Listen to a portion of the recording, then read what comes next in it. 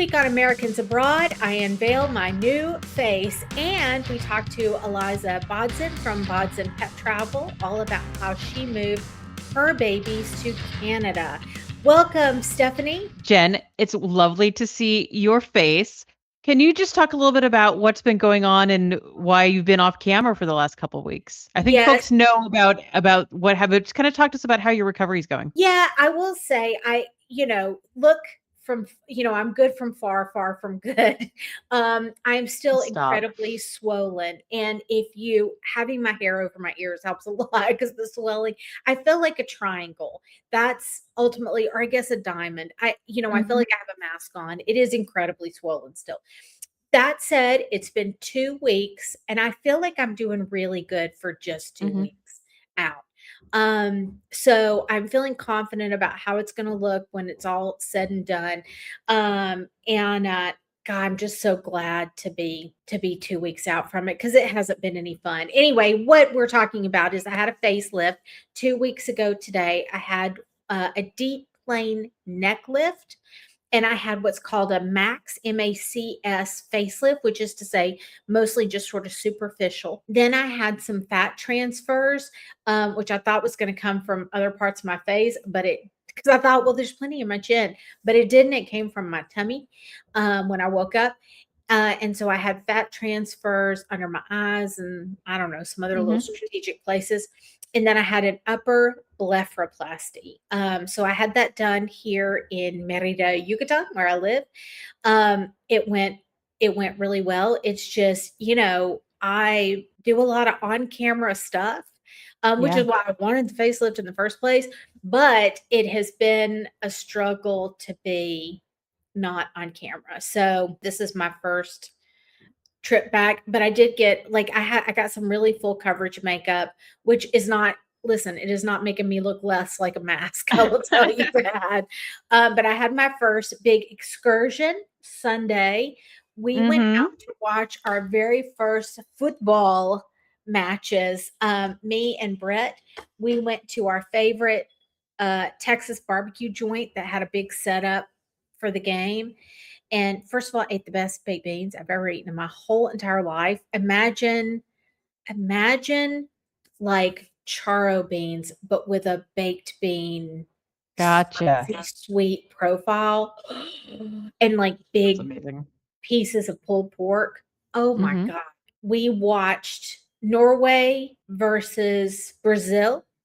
And then because that guy Holland, Mhm. and so he's all over my TikTok feed. So it was fun to see him, big guy.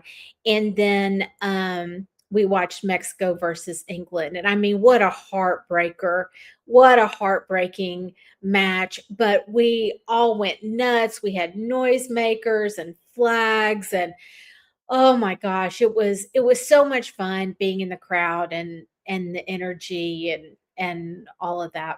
It was really fun. I saw that there was another heartbreaker yesterday, Stephanie. Yes. Yesterday was the Portugal-Spain match, the what was being dubbed as the Iberican Derby.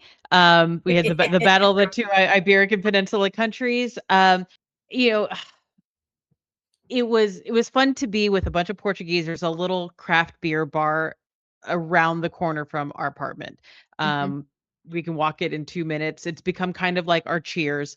And so it was nice being like not at a big like sports bar or a big expat bar, but just to be with like the locals in the neighborhood, and Mhm. watching the match. And it was packed and everybody was there and it was great.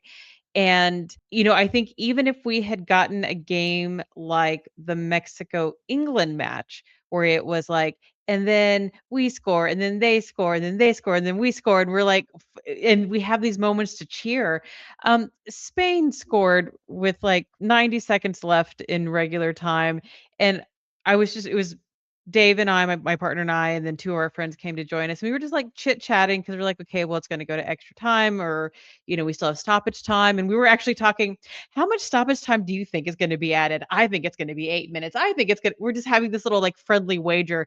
And then all of a sudden Spain just like dinks in the ball.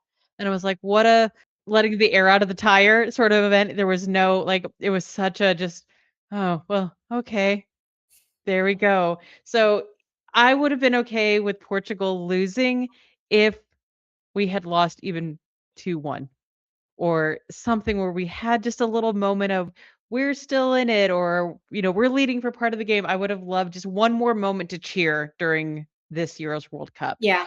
Um, I do still have that because deep down, I am an England supporter, so, my condolences to Mexico, but I am Yeah, very happy that they you're won. banned.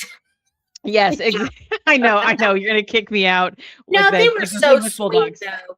Mhm. The Mexico fans were so sweet to the England fans. I mean, throwing Yeah. them up in the air afterwards and the and Bellingham swapped jerseys with the little Mhm. 17-year-old on the Mexico team. But I will Yeah. tell you, that is what that team is like. It's one 17-year-old, but it is like they are all They're all 17 years old 17. compared to the England team. My God. Yeah. One of the things that as I'm watching these teams get knocked out and like the heartbreak of a team losing, but how the other team or the other team's supporters are still like rallying around like this heartbreak and just like Yeah, it's okay. And I love both the vulnerability of letting that heartbreak out, like watching grown men just like that all that emotion they've been holding in for the last 90 to 100 minutes and just letting it release and yeah, like kind of realizing that one of the say what you will about sports and toxic sport culture, but I think especially in football and something like the World Cup, all of these men become like who they were as little boys. And I think there's something really sweet about that, that it's just the passion of it. And it is, yeah, they have these big salaries and this like celebrity, but deep down, there's still that 7, 8, 9 year old little boy playing soccer at their school or coming up in the junior leagues. And just like seeing again this vulnerability and this like kind of innocence in this thing that is this big multi-million dollar, billion-dollar business. And so when you get to be like your truest like vulnerable self and you get to allow people to be vulnerable around you. I think that's more than the fans coming together, more than the exchanging of cultures, more than the run on the ranch dressing, is that these players get to like leave it all on the field, physically and emotionally and not feel bad about that. Okay, so I love that, and I have a very similar takeaway that relates to non-toxic masculinity as well from Mhm. these games. And that is how how heartwarming it is to see young men enjoying friendship. Yes. Because that to me is something, where our perspective from being terminally online or whatever is just that they are all consuming podcasts and bro culture and looks Mhm. maxing and crypto broing and whatever the hell else. And it's just also negative, or they're incels and Mhm. loners, Manosphere, yeah. all of it is just blah, blah, blah. And I'm not saying, listen, we're married to men. Mhm. And so it's not like we know that all men are like that or Right, anything right. like that. But that's what is presented a lot. Mhm. And to see these young men, 20 to 35 is what most of these crowds seem to be, young men enjoying each other's company, um, in a positive, uplifting way, having fun, being open and experimental as opposed to what we see, which is closed and resentful, Mhm. is so heartwarming to me that I mean, to me, I think that's what, and it's funny you mentioned emotion because watching the Mexico match, the commercials we're seeing, Mexican commercials, which we've never seen because we don't know how to get a broadcast TV in our house. Mhm. Okay. Um, so, and we've tried, we don't know, we can't figure it out. So, we haven't seen a lot of Mexican commercials. There was a big commercial about all the different kind of content they were showing on this TV channel. And they said emotion. And I was thinking it was going to be a telenovela, that was what my brain was primed to see. And emotion was the football matches. And then Mm. it was drama and it was like a drama show and whatever. But it wasn't action and then the football matches. It was emotion in the football matches. And that ability to be vulnerable and show your emotions and bond with other men is the single biggest thing I wish that we could keep from the World Cup. Now, that said, I think that we would be remiss if we did not discuss the red card scandal Yeah. for the US men's team. And yeah, I'm Mm. sure you saw about that. Oh, yeah. Saw about that, have opinions on that. I think it's such a big black mark on this otherwise kind of kumbaya event that we've had going on for the last 3.5 weeks. Entirely unnecessary. The decision was made. And I would be saying the same thing if it was England in that position or Portugal in that position. It isn't just well because it was Trump or because it's the US or it has nothing to do with who was doing the petitioning. Um the fact that a decision had been made on an international tournament, it's unprecedented that a political leader will come in and try to pull some sort of influence. Look, FIFA, as an organization, are notoriously corrupt. I'm not Pollyanna about that at all. But usually their corruption is just kind of like silent and hidden, and we just all have this like social agreement, like, okay, look, we know they're kind of garbage, but to have that corruption and easily that easily influenced approach be so public was shocking, and heartbreaking, and my hope was that the manager of the US men's team would have just benched that player no matter what. Um, I That's w exactly what I said. That's exactly when what that's the only thing they could have that done. would have been the right when we went to the bar, we ran into some friends of ours, and that's the first thing that they brought up was, about the red card, and I was like, "If Ted Lasso was the manager, he would bench that player."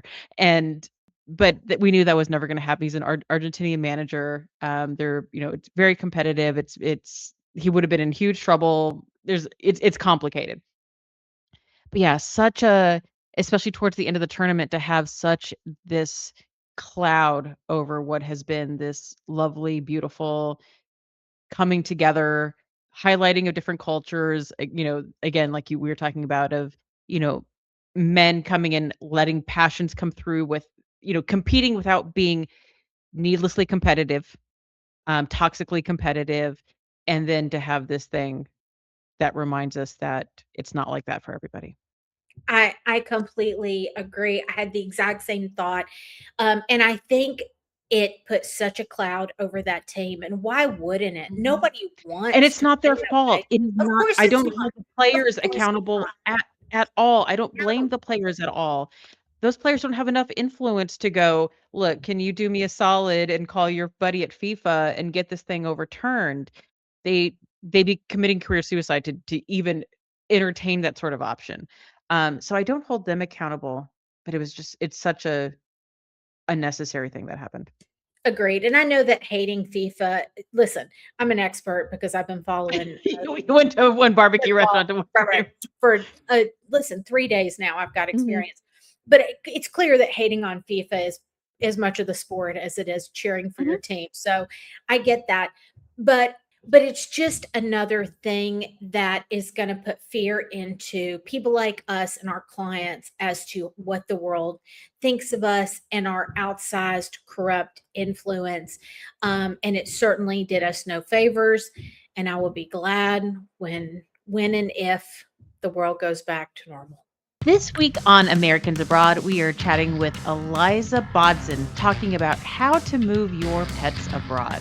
Eliza, thank you so much for joining us on the podcast. Thank you for having me. So let's get right into it. What gave you the idea to start Bodzin Pet Travel? The idea came when I needed to move very last minute with my two dogs from Los Angeles, California, up to British Columbia. And we had actually been en route moving back to Virginia Beach. So that threw us for a whirlwind, and figuring out all that alone to my two dogs in cabin from I was in Pennsylvania at the time, waiting on Canadian paperwork, was not easy. It was stressful. I reached out to pet shippers. I reached out to airlines. I even asked our immigration attorney for a referral, and I didn't have support. I had to figure it out alone, and it was very stressful. So I learned after that I wasn't alone. There are a lot of people who, what holds them back a lot of times from moving abroad or further exploring it is how do you take the pets with them? And I started user research and found that, again, wasn't alone, and people were willing to pay for professional services to help them move abroad with their pets. Yeah, definitely for us when we made the move from Texas to Portugal, the biggest logistical nightmare wasn't the visa, it was getting our two French bulldogs across an ocean safely and legally. Aliza, so tell us about the dogs that you moved to Canada. Sure. So my own dogs, it was a 7-pound Yorkie named Chewy. He passed away last year, so he's no longer with us. And she's about 16 pounds, wire-haired dachshund named Leia. And she was 8 months old on the dot the day that we moved. And Chewy he was a rescue, so not sure of his exact age, but he must have been at least 7 or 8 at minimum when we moved. They were able to come in cabin with us, and we didn't have to consider cargo at all for our dogs. Aliza, I respect your Star Wars naming convention. Thank you. Sweet. Thank you. Hope that, your dachshund has moved up from being a princess to being a general. Are you seeing more Americans who do want to move abroad with their pets? Yeah, and I would say is that there's just an upward trend in Americans wanting to move abroad in general, which I'm sure you've also seen. And the reality is that pets for most Americans are part of the family. So it's typically a non-negotiable that the pets will come with. It's pretty much inconceivable nowadays that Americans wanting to move abroad would just leave behind their pets. Yeah, agreed. It was a big consideration for me and Stephanie as well. It's a big reason why I live in Mexico, aside from loving it, is that we could throw everybody in the car because I had a big hit bulldog mix and it was much easier to drive. Did you drive to Canada? No, I didn't, because it was going from Pennsylvania to British Columbia would have been over. Oh, British Columbia. Yeah.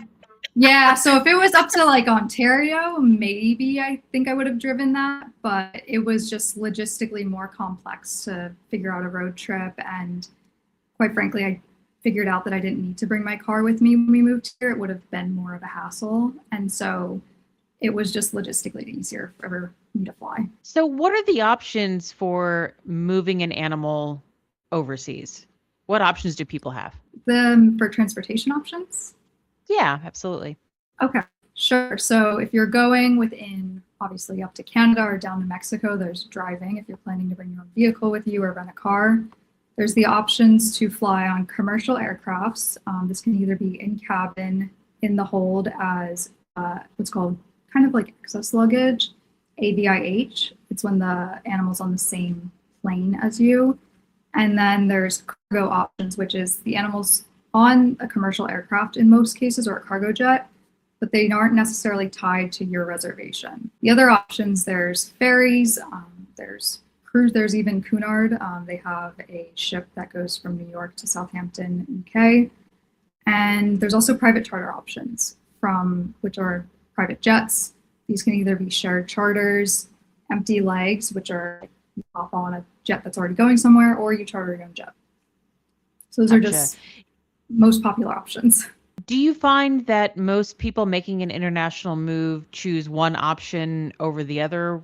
What would you say is the most common method in terms of that transportation? It all depends on the preferences of, at least for my clients, what they prefer to fly. In most cases, all successful moves abroad are going to have at least 2 transportation options if it's outside of Canada and Mexico, where you don't need to do something other than drive.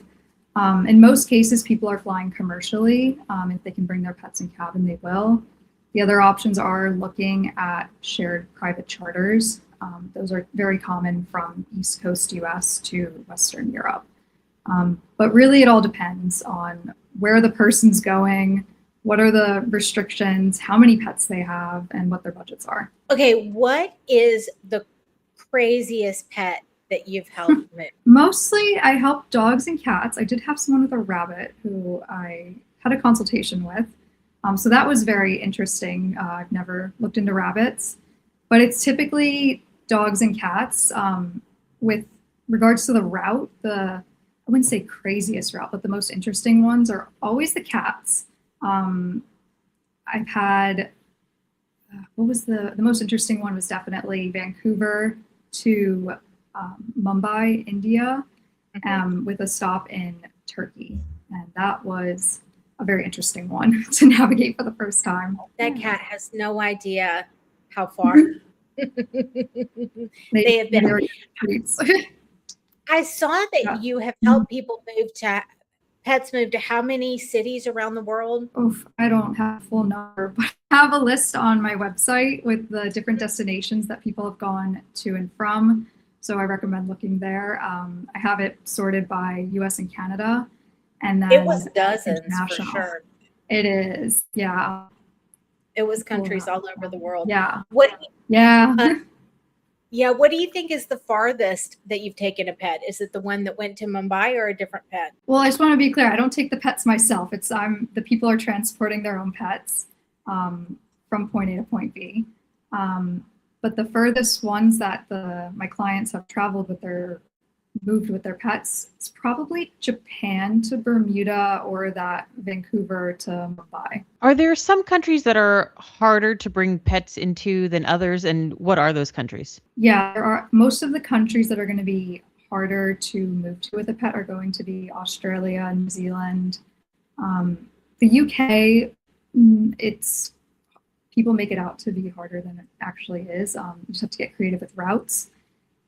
Any nation that's an island nation, I would say, is tricky. So Japan is another one. Even just within the US, this isn't abroad, but Hawaii is notorious for having very strict entry requirements for all animals going there as well. What makes those countries particularly difficult? It's a longer lead time that's required because of the strict identification with the microchip, rabies vaccinations, additional vaccinations, and these all have to be timed against the requirements.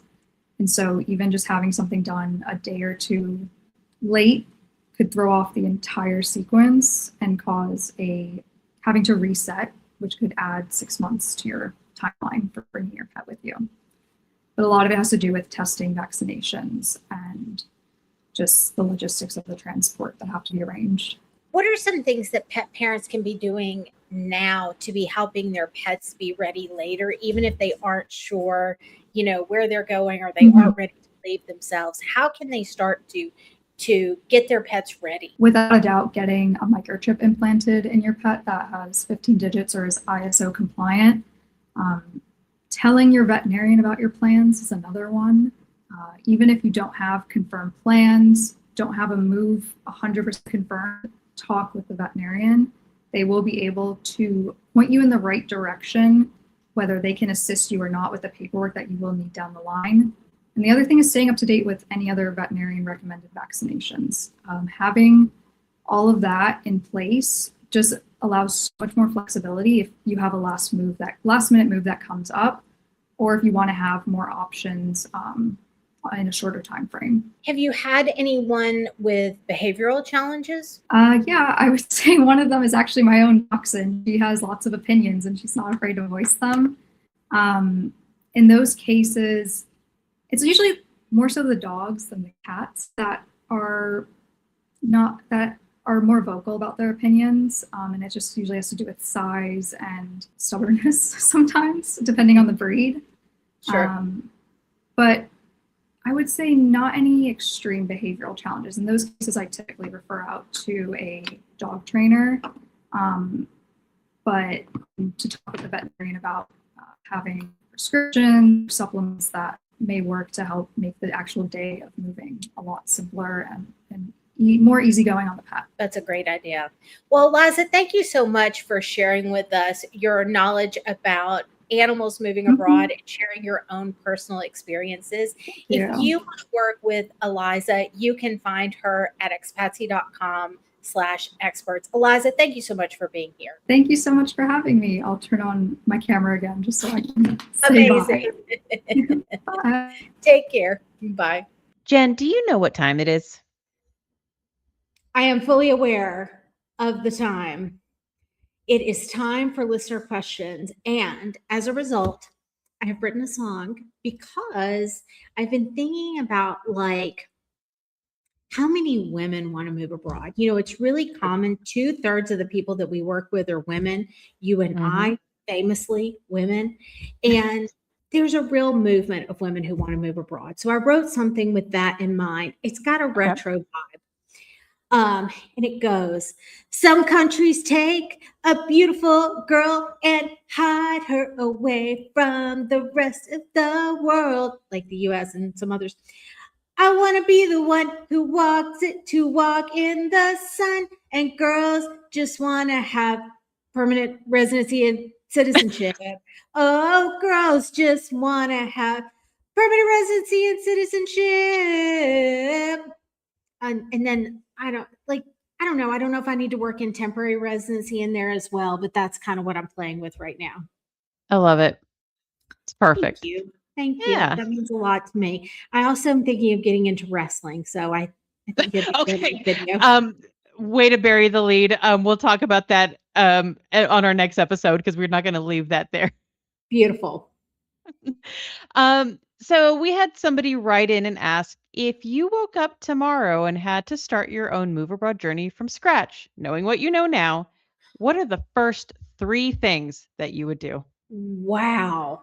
Okay. Wow. What a loaded question. I know. So let's presume that I am in exactly the same situation, but I do know what I know now.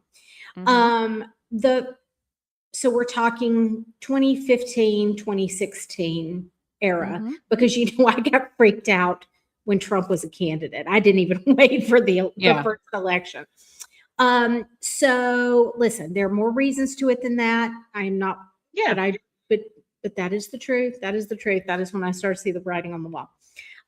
So the first thing I would have done was create a dedicated fund for my move.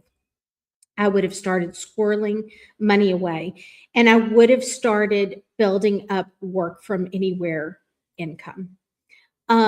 Because that is what took me the longest period of time once I really realized that I was ready and I wanted to go immediately, and I couldn't because I had to build Expatsy from scratch and get it to where it made enough money to support me.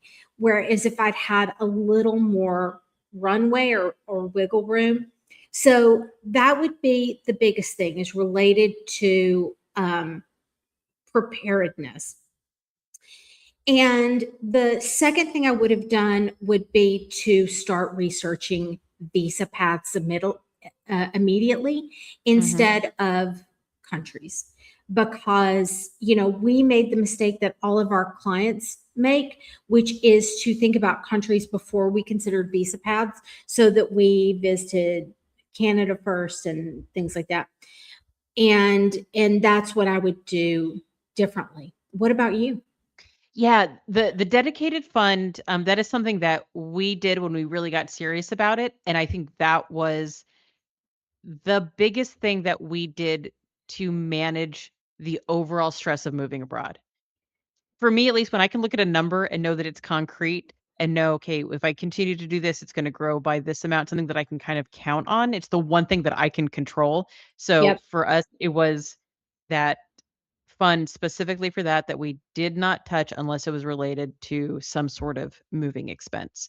The second thing that I would have done differently is just start sooner. Get out of this kind of research and pivot and waiting for the perfect time. Just let's instead of just researching, okay, what is life like, or even like what is real estate cost? Because looking at pretty houses online is fun. Yeah, fun. But to go, okay, like let's if we're stocking away money, what is this money actually going to go towards? To have, again, something concrete that we can go, okay, this is what our visa is going to look like and the timeline. And we're making decisions more quickly. And then the third thing is navigating the fear. A big part of and it's funny that, today we talk about moving pets abroad. A big part of what delayed me and would have continued to delay me is the fear of, were my dogs going to be okay moving abroad and being on that international flight? Do you remember a year and a half ago sitting on my sofa And and crying? having a complete minty And bee? going, I have to wait until they die, because if anything happens to them, and you were like, what would happen to them on the flight? I was like, what if they die over the Atlantic Ocean and I don't know how to cope? So I was like, in the worst case scenario, and just navigating that fear of, well, I guess we have to wait. French bulldogs live to be about 12, 13 years old. So I guess we have 7 more years, and being on that timeline and not recognizing people do this every day. People do this with the same breed of dog that I have. People do this with dogs who are reactive. I am Clydesdale not, horses and yes, rabbits. I am not a beautiful, unique snowflake. I am not the first one to chart this course. So why am Yeah, I acting like the people who know better than I do? Why am I acting like they've never been through this before? And like, just like trusting the process. I'm not a fan of like that as like a mantra, but like trusting the process that, you know what, I have never moved a dog abroad, but I guarantee these folks have moved thousands of dogs abroad. So I should lean on that thousands of experience versus my one unrealized situation. yeah, So those are the agreed. 3 things, is the internal stuff, working through that. And then, yeah, I think budget, or that dedicated fund, I think, is so important. And then, yeah, just not kicking the can down the street.